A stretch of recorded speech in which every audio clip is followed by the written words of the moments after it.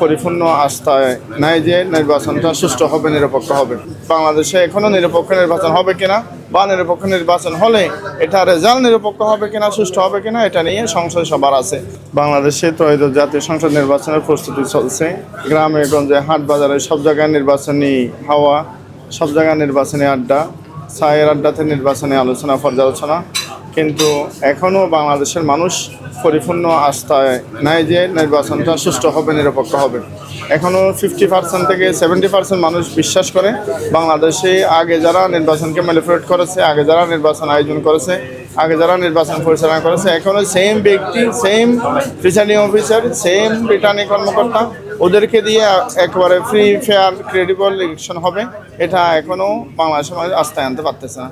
দ্বিতীয় নম্বর কথা হচ্ছে, বাংলাদেশে এখনও বড় দলগুলোর প্রতি একটা ঝোঁক, প্রশাসন থেকে শুরু করে মিডিয়া থেকে শুরু করে সবার মধ্যে বড় দলগুলোর প্রতি ঝোঁক, বড় দলদের আনুকূল্য পেতে তাদের অবৈধ প্রতিযোগিতা, এই বিষয়গুলোর কারণেই বাংলাদেশে এখনও নিরপেক্ষ নির্বাচন হবে কিনা বা নিরপেক্ষ নির্বাচন হলে এটা রেজাল্ট নিরপেক্ষ হবে কিনা, সুষ্ঠু হবে কিনা, এটা নিয়ে সংশয় সবার আছে।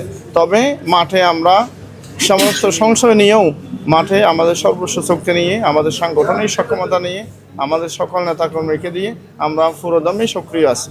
আমরা আশা করছি বাংলাদেশের মানুষ পরিবর্তন বিশ্বাস করে, বাংলাদেশের মানুষ পরিবর্তন হিসেবে বর্তমান যেগুলো বড় দল আছে হুবহু তাদের তুলনায় নতুন যারা আছে তাদেরকে প্রাধান্য দেবে এবং নতুনত্বকে গ্রহণ করবে, পরিবর্তনকে গ্রহণ করবে।